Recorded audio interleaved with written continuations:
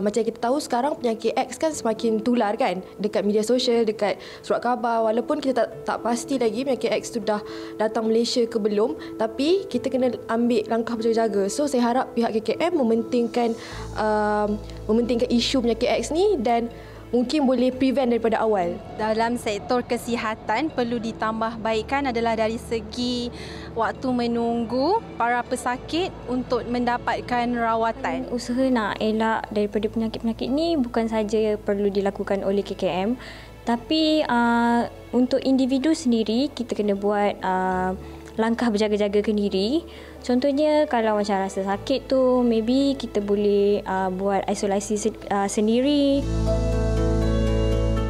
Assalamualaikum dan selamat petang. Anda sedang menonton Hello Doktor dan saya Nadia Azmi, hos anda untuk episod yang pertama untuk tahun 2024. Kami ingin mengambil kesempatan ini untuk mengucapkan selamat tahun baru kepada semua penonton Hello Doktor. Apa khabar anda semua?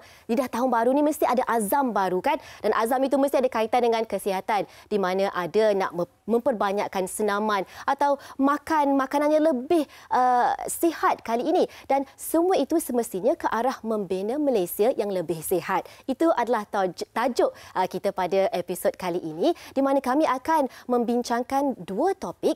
Satu adalah tentang wabak COVID-19, kes dah naik dengan mendadak kan, dan juga tentang penyakit tidak berjangkit. Semuanya hanya dalam Hello Doktor.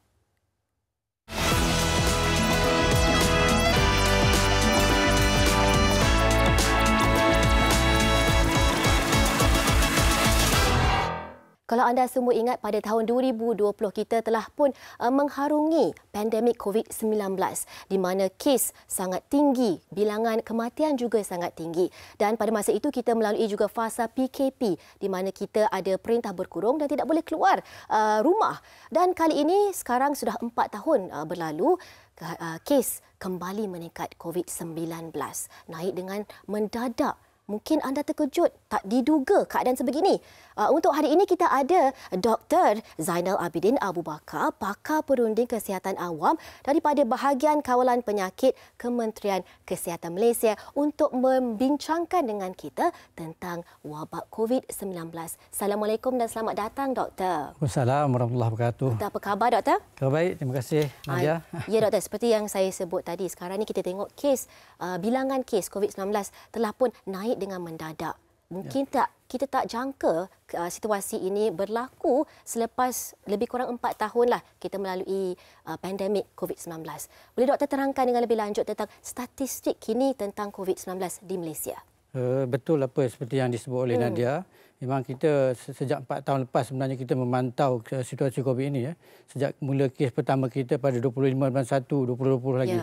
Dan memang kes sekarang memang kalau tengok sejak kebelakangan ini meningkat sedikitlah dalam 3-4 minggu ini berbanding dengan minggu sebelumnya. Jadi kes kita kalau kita lihat untuk minggu lepas saja sebanyak 22,598 kes direkodkan berbanding dengan minggu sebelumnya. Jadi ada peningkatan, sebenarnya ada penurunan sikit tahun minggu sebelumnya, tapi kalau secara umumnya memang ada peningkatan daripada bulan 11 lagi sehinggalah sekarang. Dan itu dari segi kes, begitu juga dengan dari segi kematian dan sebagainya. Tapi dari segi kematian kita mengukur dari segi kadar kematian. Kadar kematian kita walaupun kes tinggi, tetapi dari segi kadar kematian itu adalah sebenarnya masih lagi rendah. Maknanya 0.12% berbanding dengan kes-kes yang dilaporkan. Begitu juga dengan kadar kemasukan ke ward. 0.5% saja berbanding dengan 20,000 lebih kes itulah. Ya, Doktor. Kalau kita tengok peningkatan bilangan kes, dia memang berlipat ganda lah sebenarnya peratusan dia.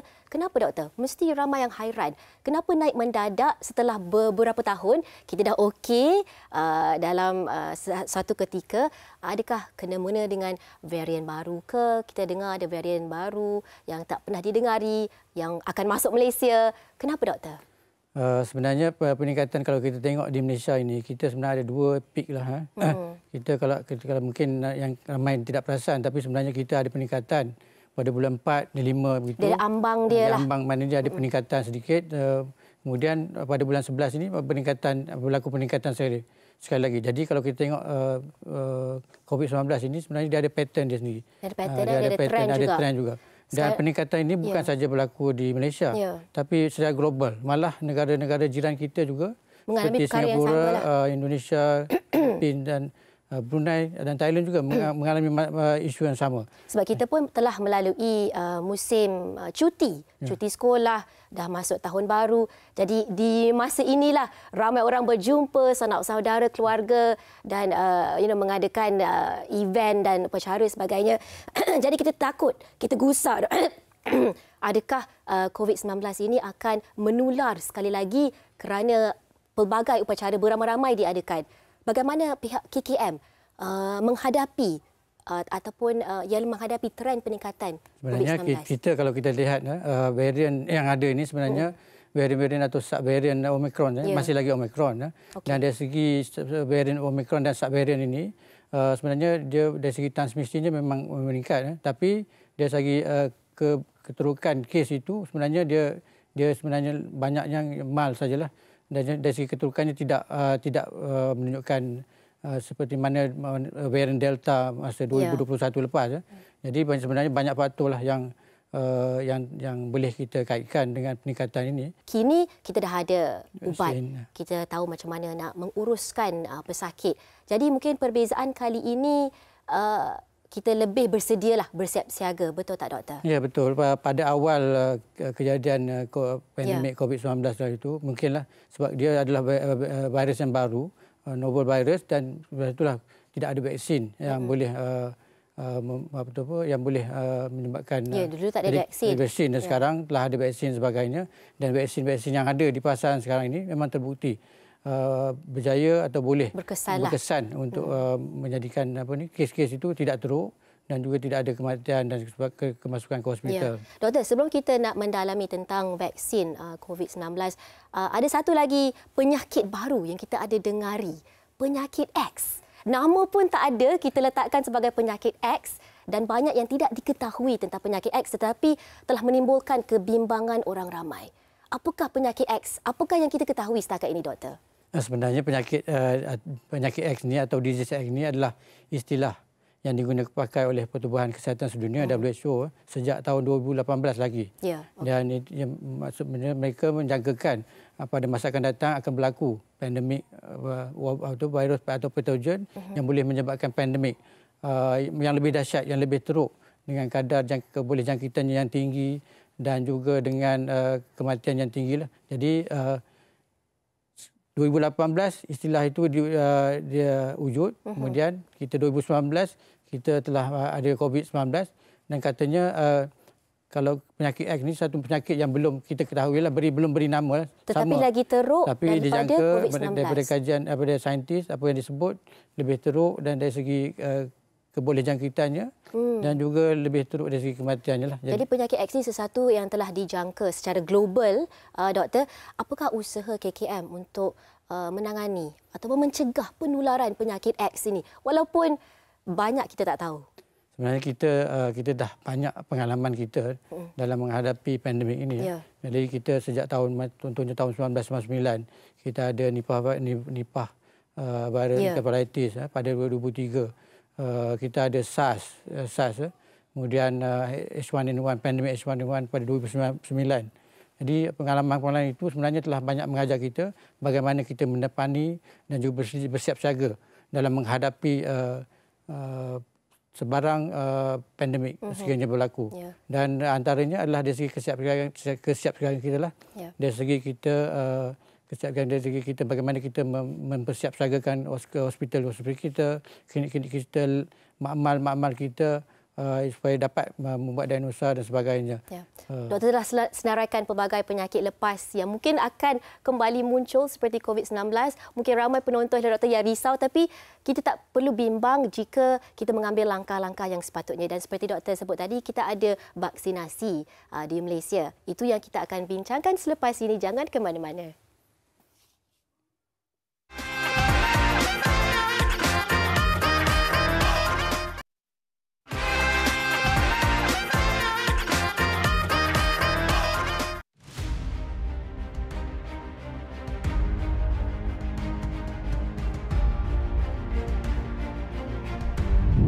sedarkah anda kita masih lagi berada dalam endemik COVID-19?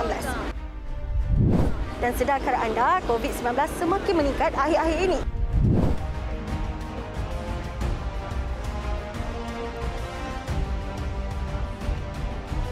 Apa yang saya dapat lihat di sekitar Jalan Bukit Bintang ini, di tempat sesak maupun di dalam perkhidmatan awam, kira-kira 40% sahaja memakai penutup muka secara konsisten, termasuk warga emas dan juga warga muda. Selebihnya tidak memakai, malah penjarakan sosial juga dilihat tidak lagi dipraktikkan di sini. Individu yang faham akan keperluan penutup muka akan terus menjadikan penutup muka sebagai pelindung daripada wabak ini. Kita dapatkan beberapa orang awam untuk melihat bagaimana mereka menjaga kebersihan kediri di dalam fasa kes yang semakin meningkat ini. Pendapat saya, kalau nak pakai mask pun boleh, tak pakai pun tak apa. Sebab kalau kita yang pakai mask tu perlu yang ada penyakit ke apa ke, macam yang tak ada simptom tu tak perlulah pakai mask. COVID-19 ni kita tak nampak yang kita ada hadapi simptom apa-apa macam demam, pening, badan rasa nak hitam. Tapi bila kita pakai mask, jaga penjarakan, insya-Allah kita boleh jaga keselamatan kita, jaga kesihatan kita. Walaupun saya bekerja dengan orang ramai, so saya pun kena jaga penjarakan. Sebelum balik rumah tu saya kena mandi, pakai sanitizer tu semua. Yang ada penyakit tu, jauhkan diri, pakai mask, jauhkan diri, jauhkan jarak. Lagi satu, kalau yang tak ada penyakit tu, basmikan, pakai sanitizer. Jangan orang kata dekatlah dengan orang yang ada penyakit tu. Meskipun pemakaian pelitup muka tidak lagi diwajibkan, tetapi ia masih penting untuk melindungi kita daripada jangkitan COVID-19. Ingat, COVID-19 masih wujud. Jangan lupa untuk jaga kebersihan kediri. #kita jaga kita. Itu tadi laporan khas yang disediakan oleh Nabila Husna dan tentang pelitup muka dan juga penjarakan sosial aplikasi MySejahtera yang mungkin kita sudah tinggalkan. Dah lama kita tinggalkan, pada suatu ketika dahulu memang kita rajin menggunakan ataupun mengamalkan langkah-langkah sebegitu. Dan saya nak tanya doktor, kita bersama dengan Dr. Zainal Abidin tentang pelitup muka ni. Kita tengok tadi laporan khas, ada yang pakai, ada yang tak pakai, ada yang sudah kita panggil fatigue. Pandemic fatigue. Dia dah penat mengamalkan langkah-langkah berjaga. Kalau dulu kita ada hashtag kita jaga kita, bukan main lagi dekat social media kan. Tetapi mungkin kita sudah sedikit lalai sekarang, doktor. Macam mana tu? Jadi kalau kita lihat peningkatan kes COVID-19 ini menunjukkan pandemik sebenarnya belum lagi berakhir. Dan kita tengok dari segi keperluan untuk pemakaian pelitup muka ini memanglah di kementerian kita menyatakan amat digalakkan. Kita tidak lagi meletakkan sebagai wajib. Kalau kita tengok amat digalakkan. Begitu juga dengan penggunaan aplikasi MySejahtera. Jadi kita tengok, kaitkan semula bagaimana penyakit COVID-19 ini boleh menjangkiti seseorang individu. Pemakaian pelitup muka ini sebenarnya menghalang virus yang sekiranya individu berkenaan dijangkiti virus menjangkiti daripada orang lain. Pada masa yang sama, sekiranya individu yang lain yang tidak ada jangkitan tidak mendapat jangkitan berkenaan lah. Jadi penggunaan pelitup muka ini kita amat galakkan terutamanya kepada golongan yang berisiko tinggi. Golongan orang tua, individu yang ada penyakit komorbid dan sebagainya. Jadi begitu juga dengan keadaan. Kita kena tengok keadaan. Kadang-kadang kalau keadaan di tempat itu sesak, sempit dan sebagainya, kalau kita nak bersembang rapat dan sebagainya, memang sangat digalakkan. Memang tidak ada, kita kata tidak wajib, tapi sebenarnya penilaian kendiri oleh individu berkenaan. Kita tengok adakah bila kita keluar, adakah tempat itu selamat untuk kita atau sebagainya. Kita perlu memakai atau tidak. Salah satu ataupun langkah yang lain juga adalah tentang vaksinasi. Vaksinasi, mungkin ramai yang telah pun mengambil vaksinasi COVID-19 dan kini kita dah lupa sekali lagi tentang kewujudan vaksinasi ini. Jadi boleh doktor berikan sedikit kefahaman yang lebih untuk penonton doktor kepentingan vaksinasi? Sebenarnya vaksinasi ini salah satu cara yang terbaiklah untuk melindungi diri kita daripada dijangkiti oleh virus. Begitu juga selain daripada melindungi, ia juga boleh mengurangkan risiko keterukan dan juga kemasukan ke hospital. Begitu juga dengan kematian. Dan vaksin yang COVID-19 yang ada di pasaran selama ini memang selamat untuk diberikan. Jadi proses vaksin ini sebenarnya melalui proses yang panjang. Kita melihat vaksin ini dari segi kualitinya. Kita juga melihat dari segi keselamatannya, safety-nya. Kemudian dari segi keberkesanannya, dari segi aplikasinya, jadi keberkesanan. Jadi kalau kita combine tiga-tiga ini, sebenarnya vaksin yang ada di pasaran sehingga ini boleh melindungi kita daripada mendapat jangkitan yang teruk. Begitu juga dengan varian yang sedia ada ini, varian Omicron dan sub-Omicron inilah. Jadi, Doktor, kalau kita nak tengoklah untuk mencapai keberkesanan yang maksimum, kalau nak ambil vaksin, disuntik vaksin sebenarnya bukan sekali atau 2 kali sahaja. Kalau dalam jangka masa yang panjang, berapa kerap sebenarnya kita perlu mendapatkan suntikan vaksinasi? Mungkin bukan untuk COVID-19 sahaja tetapi untuk pelbagai penyakit yang lain juga sama konsepnya, kan doktor? Ya, betul, konsep sama. Dan untuk COVID-19 ini kita yang terkinilah, mana yang ada sehingga daripada awal tahun lepas memang kita ada dos primary kita panggil, 2 dos, dan kemudian dos penggalak pertama dan juga dos penggalak kedua. Jadi dalam selama masa 6 bulan atau 12 bulan boleh diambil. Jadi kita memang kalau tengok dari segi figure daripada statistiknya pun pemberian dos primer ini pun hanya 84.6%. Manakala penerimaan ataupun dari dos penggalak pertama 50.1%. Bukan dari segi penerimaan. Mana individu yang mengambil. Maknanya masih lagi ramai belum merangkumi semua yang belum mengambil. Lagi lah. Tambah lagi yang dos kedua, penggalak kedua hanya 5% saja. Sekarang ni sebab kes pun dah naik secara mendadak, kita dengar semula saranan untuk mendapatkan dos penggalak. Jadi haruskah kita mengambil dos penggalak dalam keadaan sebegini? Seperti yang disarankan, kita ada sampai dos penggalak kedua lah, sampai sinilah.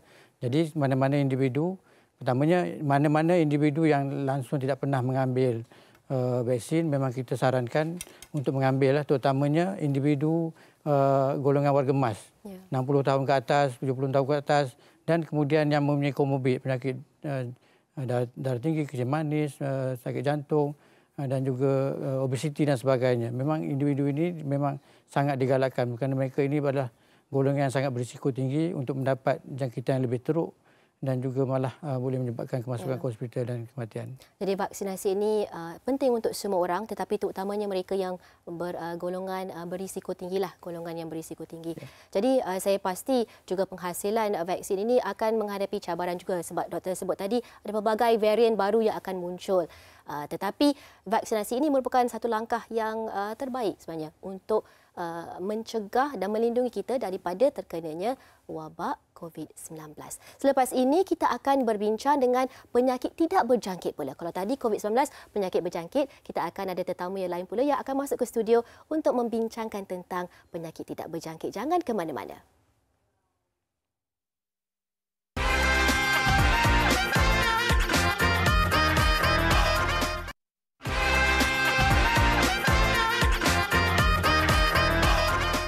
Anda masih lagi sedang menonton Hello Doktor, dan kalau tadi kita ada membincangkan tentang wabak COVID-19 iaitu suatu penyakit berjangkit. Kali ini kita ada tetamu baru yang akan membincangkan dengan kita tentang penyakit tidak berjangkit pula. Jadi di studio kita adalah bersama kita Dr. Nur Aryana Hassan, Timbalan Pengarah Penyakit Tidak Berjangkit daripada Bahagian Kawalan Penyakit Kementerian Kesihatan Malaysia. Apa khabar doktor? Selamat datang. Terima kasih. Alhamdulillah, syukur sihat hari ini. Baik, alhamdulillah. Doktor, kalau kita tadi membincangkan bersama Dr. Zainal Abidin tentang COVID-19, iaitu satu penyakit berjangkit yang sangat senang menular di kalangan masyarakat.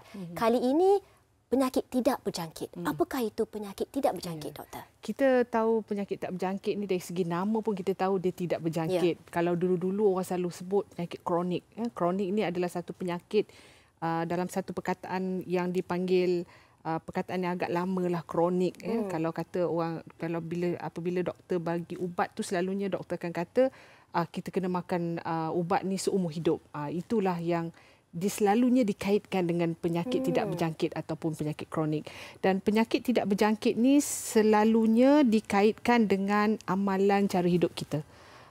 Sebagai contoh, amalan pemakanan, amalan kita tidak aktif, sedentary lifestyle sebagaimana yang kita hadapi zaman kemodenan ini. Jadi itulah yang disebutkan penyakit tidak berjangkit. Dan antara penyakit tidak berjangkit yang utama adalah selalu kita dengar penyakit kardiovaskular, penyakit jantung. Kita selalu dengar orang kata kita telah disahkan oleh doktor untuk dapat sakit jantung.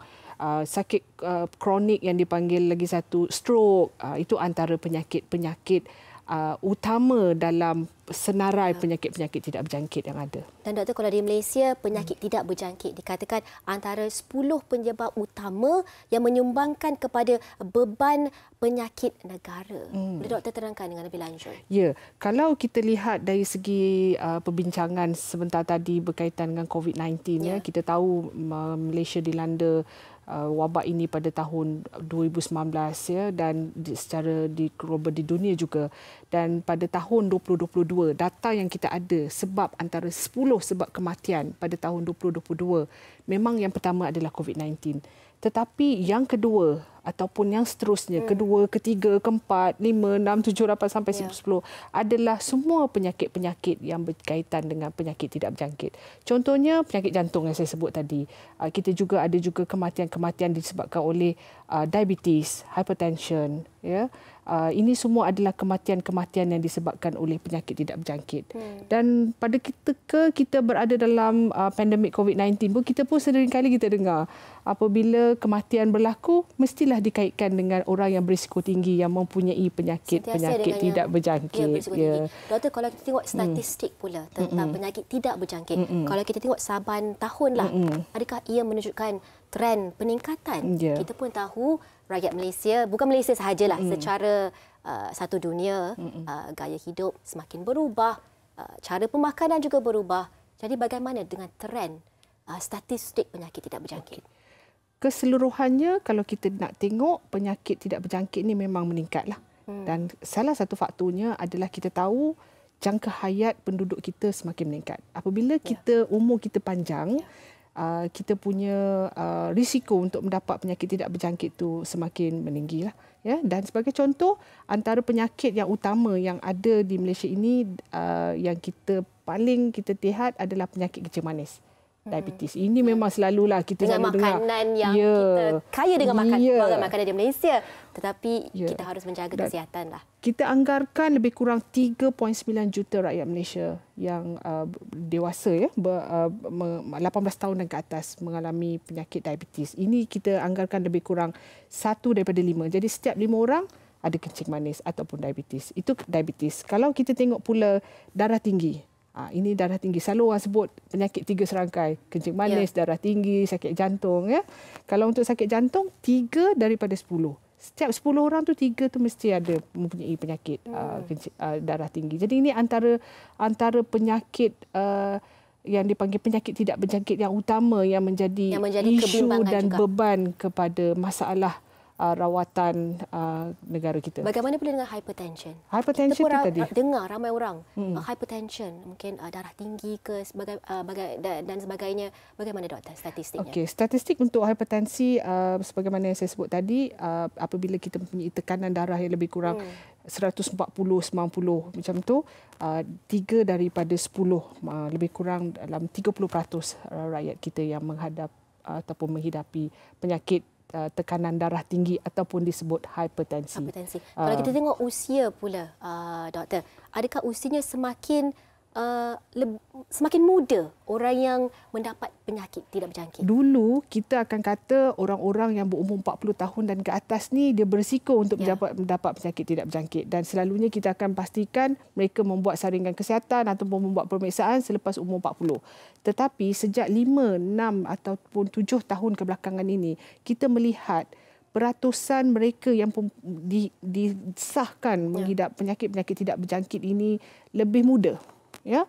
Ada juga yang seawal 30, ada juga yang seawal 20 dan sebagainya yang telah mula kita kesan untuk mendapat penyakit-penyakit ini. Kita selalu cakapkan dengan tekanan, dengan kerja, stres, jadi tekanan darah naik, darah naik. Itu menjadi faktor itu lah. menjadi selalu faktor. Sebelum kita mendalami lebih banyak tentang faktor-faktor yang menyebabkan penyakit berjangkit, kita ada satu soalan daripada selebriti.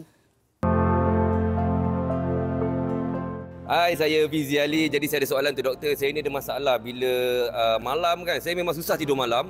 Dan bila waktu malam, tengah malam tu lah kan, saya punya perut asyik lapar je. Jadi saya akan tidur lambat dan makan lambat. Ada apa-apa efek tak doktor kalau macam tu? Okey, macam mana tu doktor? Suka makan tengah malam. Itu seperti saya mempunyai tabiat sebegitu. Adakah ia membahayakan? Okey, kita ni tabiat makan pada waktu malam adalah satu tabiat yang sebenarnya tidak sihat.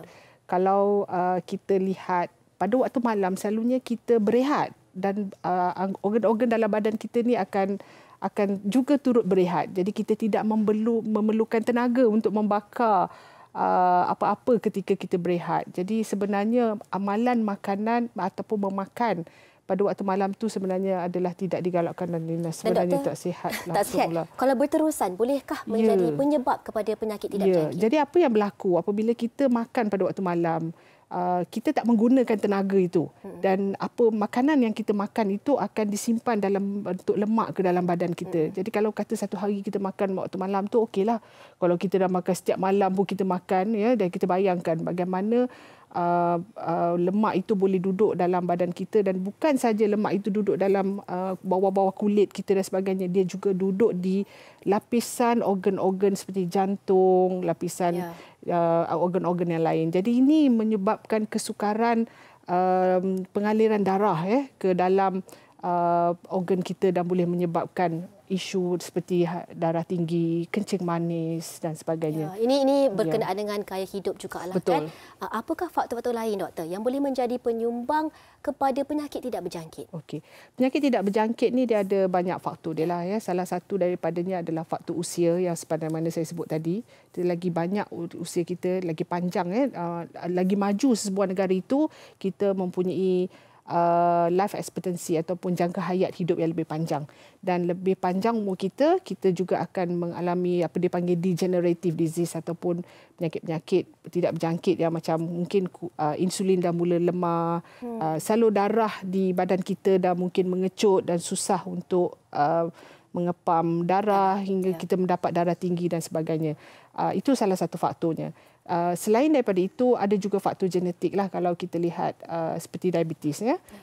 Kencing manis ni kita ada dua jenis, type 1 and type 2. Type 2 ni biasanya terlibat dengan gaya hidup dan juga ada juga kaitan dengan pemakanan, ada juga kaitan dengan genetik.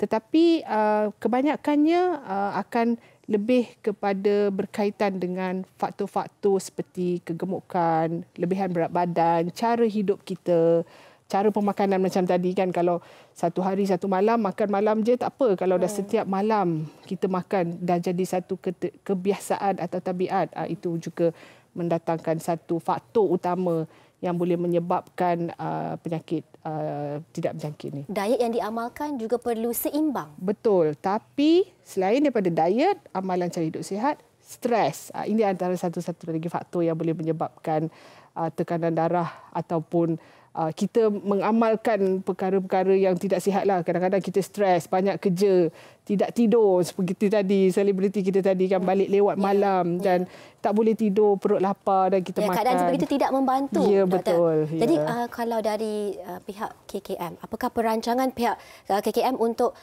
mungkin mengadakan kerjasama dengan pelbagai pihak dalam mengawal masalah penyakit tidak berjangkit ini? Penyakit tidak berjangkit, yang masalah utama dia adalah disebabkan oleh macam saya sebut tadilah, kehidupan kita, sedentary dan sebagainya. Jadi kita kena bawa balik isu ini kepada masyarakat. Dan apa yang paling utama yang kita nak laksanakan pada tahun 2024 ini, apa yang kita ingin memperkukuhkannya adalah berkaitan dengan memperkasakan masyarakat. Jadi pihak Kementerian Kesihatan Malaysia, terutama di bawah cawangan penyakit tidak berjangkit, kami akan cuba memperkukuhkan banyak lagi program yang mana kita akan melibatkan badan-badan bukan kerajaan. Ya. Kita juga ada aktiviti-aktiviti di kampung-kampung. Ya. Kita ada, Nadia, kalau Nadia pernah dengar, kita ada program COSPAN, Komuniti Sihat Pembina Negara. Okay. So lebih kurang di Malaysia ni kita ada lebih kurang 837 lebih komuniti ataupun kampung-kampung yang mengambil bahagian untuk memastikan mereka ini membuat pemeriksaan. Jadi pemeriksaan itu paling penting. Macam tadi kita bincang 40 tahun dulu-dulu kan, tapi sekarang dah umur tu dah makin awal. Jadi sekarang ni Kementerian Kesihatan Malaysia mensasarkan mereka yang berumur 18 tahun itu dibuat saringan lebih awal. Tidaklah menunggu 40 tahun. Jadi kita dapat mencegahlah adanya tanda-tanda penyakit. Jadi saya rasa daripada sini kesedaran masyarakat itu sangat penting.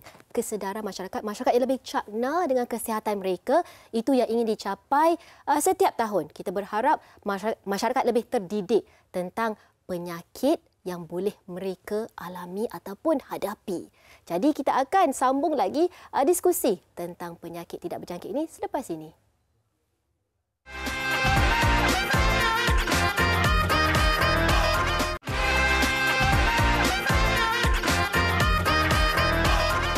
Kembali dalam Hello Doktor, di mana kami membincangkan tentang COVID-19 dan juga penyakit tidak berjangkit. Kita bersama semula dengan Dr. Zainal yang membincangkan tentang COVID-19 tadi, dan juga masih lagi bersama dengan Dr. Nur Ariana tentang membincangkan tentang penyakit tidak berjangkit. Tadi Dr. Ariana ada sebut tentang program komuniti KKM bersama dengan penduduk setempatlah di seluruh Malaysia. Dan kita tahu penyakit tidak berjangkit ini menjadi satu ancaman kepada semua orang, tak kiralah kanak-kanak, dewasa dan juga warga emas. Apakah perancangan KKM yang seterusnya untuk menangani masalah penyakit tidak berjangkit yang doktor pun sebut tadi meningkat bilangan kesnya setiap tahun? Sebagaimana yang saya sebut tadi, kita mesti balikkan ia kepada masyarakat, iaitu pemerkasaan masyarakat. Dan pada tahun ini 2024 kita akan pastikan program-program seperti program COSPAN yang kita bincangkan tadi adalah dapat diperluaskan. Satu, yang keduanya kita ingin masyarakat sendiri menjalankan pemeriksaan kesihatan. Ini sangat penting kerana apabila kita dapat membuat pemeriksaan kesihatan, kita dapat kesan penyakit tidak berjangkit ini dengan awal. Apabila kita dapat kesan penyakit tidak berjangkit ini dengan awal, kita dapat memberi rawatan yang lebih baik dan lebih cepat supaya tidak ada komplikasi. Dan penyampaian mesej itu saya rasa sangat penting. Komunikasi antara KKM dan juga masyarakat perlu ada dan perlu berkesanlah. Jadi saya rasa Hello Doktor ini menjadi salah satu platform yang sangat ideal, yang sangat baik untuk menyampaikan didikan kepada masyarakat. Doktor. Dan Dr. Zainal, kalau kita kembali kepada COVID-19, kali ini penyakit berjangkit, apakah langkah ataupun perubahan gaya hidup yang perlu diamalkan oleh masyarakat? Kalau tadi penyakit tidak berjangkit ada faktor, salah satu faktor utama adalah tentang gaya hidup, lifestyle. Bagaimana pula dengan COVID-19? Jadi untuk COVID-19, untuk mencegah daripada penularan COVID-19, tentulah beberapa langkah pencegahan dan juga norma hidup baru yang perlu kita praktikkan. Pertamanya dari segi bagaimana kita menjaga personal hygiene kita, kebersihan diri. Kemudian dari segi kita menjaga sentiasa membasuh tangan dengan sama ada dengan sabun, air dengan sabun ataupun dengan sanitasi. Begitu juga dengan kita amalkan etika batuk dan bersin yang betul untuk mengelakkan apabila bersin dan sebagainya, mengelakkan daripada menjangkiti daripada droplet itu menjangkiti daripada orang lain. Kemudian dari segi penjarakan, kalau kita tengok penjarakan memang penting. Kalau kita ada penyakit, sudah tentu kita perlu memakai pelitup muka sepanjang masa. Kalau kita golongan yang berisiko tinggi, perlu juga memakai pelitup muka. Kemudian kita lihat dari segi penilaian kendiri. Kita lihat kalau ada tempat-tempat yang ada perhimpunan ramai, adakah kita golongannya kita sesuai atau tidak pergi ke tempat itu. Kalau kita ada gejala dan sebagainya, sama kita kekal di rumah ataupun kita pergi dengan memakai pelitup muka dengan sempurna. Kemudian dari segi gaya hidup sihat dan lain sebab faktor-faktor ini, bila kita tidak mengamalkan gaya hidup sihat, Contohnya kita ada penyakit yang kita tidak mengambil ubat dan sebagainya. Itulah risiko untuk mendapat jangkitan COVID-19 ni lebih teruk sehingga dia dijangkiti. Tapi doktor, rutin sebegini mungkin kita biasa semasa tempoh berkurung PKP dahulu. Sekarang ni kita tidak lagi mengikut langkah-langkah sebegitu. Macam mana saranan doktor kepada penonton Hello Doktor? Adakah ini sesuatu yang perlu kita terapkan dalam kehidupan buat selama-lamanya ataupun buat masa yang terdekat ini sahaja kerana kes COVID-19 yang naik mendadak? Sebenarnya kalau kita mengamalkan saranan seperti yang saya sebut, bukan hanya COVID-19 kita dapat lindungi, tapi dari segi penyakit-penyakit lain, jangkitan saluran pernafasan yang lain juga. Jadi seperti itulah kalau kita menjadikan dia sebagai norma hidup baru kita, secara automatik kita tidak pun terasa terbeban sebenarnya dengan mengamal-amalan norma-norma baru ini. Kita seperti yang kita selalu sebut, amalkan elakkan tempat sempit 3S itu dan amalkan 3W. Itu yang kita perlu amalkan sepanjang masa. Sebab memang kita tahu kalau kita tangan ini sebenarnya tangan ini adalah punca lah penyakit. Kita tak nampak bakteria yang ada. Kalau kita sentiasa menyentuh muka kita dan sebagainya, ataupun bila menyentuh makanan dan sebagainya. Sebab tu amalan ini tak kira lah COVID atau tidak, penyakit lain atau tidak, mesti sepatutnya perlu dijadikan sebagaimana kita jadikan sebagai rutin. Asal yang kita tak perlu berkira pun kenapa nak kena pakai dan sebagainya. Satu lagi penilaian kendiri lah saya sebut. Kalau tak nak juga pakai atau tidak mengamalkan, sekurang-kurangnya kalau kita tahu kita ada risiko untuk mendapat jangkitan, kita perlu pada masa itu kita perlu amalkan. Amalan ini kita patut jadikan satu tabiat lah, sesuatu yang sudah kita biasa, jadi tidak menjadi beban lah kepada kita, tidak menjadi sukar untuk kita amalkan seharian. Dr. Ariana, kalau doktor tadi sebut tentang gaya hidup, saya nak teruskan dengan gaya hidup. Terutamanya mereka yang berusia, yang muda, yang bekerja, yang mempunyai stres dan kadang-kadang tidak dapat dielakkan. Macam mana tu doktor? Ya, jadi kita amalan cara hidup yang sihat bukan saja sebagaimana yang kita bincang tentang COVID-19, kita juga mesti memastikan gaya hidup yang sihat itu kita praktikkan sepanjang kehidupan kita. Kerana kita tahu penyakit boleh dengan mempunyai risiko penyakit tidak berjangkit, kita berisiko mempunyai penyakit-penyakit yang lain. Jadi kita kena pastikan, nombor satu, kita kena tahu tahap kesihatan kita. Kita membuat saringan. Kita kena tahu kita ada sakit ke tidak. Okay. Yang keduanya, kita kena pastikan apa kita nak makan tu, kenalah kita pilih makanan yang sihat dan makanan itu kena tentu dengan waktunya. Kalau dah waktu malam tu mungkin kita tak perlulah nak makan berat ataupun mungkin makan yang sedikit dan sebagainya. Dan yang ketiganya, menangani stres ini adalah salah satu punca utama dan kita kena pasti kita kena sesuai dengan keadaan sekeliling kita. Kadang-kadang kita tidak boleh nak ubah situasi tempat kerja, situasi semasa kita, tetapi kita terpaksa adapt ataupun kita boleh belajar bagaimana kita boleh menangani perkara-perkara ini. Di samping kita pastikan diri kita sihat, basuh tangan, elakkan tempat-tempat yang boleh mendapatkan kita jangkitan yang lebih sekiranya kita mempunyai penyakit tidak berjangkit. Apakah yang kita boleh pelajari dalam selama 4 tahun inilah kalau kita fokus kepada pandemik COVID-19?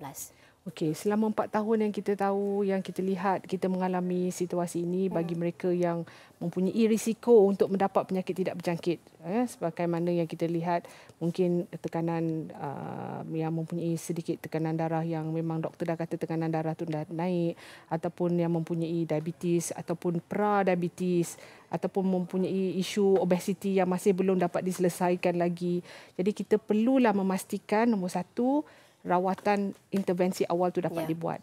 Yang keduanya, kita kena pastikan sekiranya kalau doktor dah kata kita perlukan rawatan lanjut, perlulah kita ambil ubat tu secara berkala. Dan yang pastinya yang paling penting, sekiranya kita telah pun didiagnose ataupun telah pun disahkan oleh doktor kerana kita dah dapat penyakit 3 serangkai tadi dan sebagainya, kita kena pastikan kita tidak ada komplikasi penyakit untuk penyakit tidak berjangkit itu sendiri, dan kita kena pastikan juga kita tidak mempunyai komplikasi penyakit berjangkit yang lain. Itu yang sangat penting. Sangat penting. Terima kasih diucapkan kepada Dr. Zainal dan juga Dr. Nur Ariana yang telah membincangkan dengan kami tentang COVID-19 dan juga penyakit tidak berjangkit. Sangat relevan topik ini pada masa kini, terutamanya di waktu genting ini di mana COVID-19 sedang menular, kes sedang meningkat. Kita harus mengambil langkah-langkah berjaga. Mungkin kita boleh anggap sebagai batuk atau sesama yang biasa, tetapi jangan lalai, jangan alpa dan ambillah langkah-langkah yang perlu untuk menjaga diri dan juga orang di sekeliling. Kita akan jumpa lagi di episod yang baru untuk Hello Doktor minggu hadapan. Jaga-jaga diri anda semua.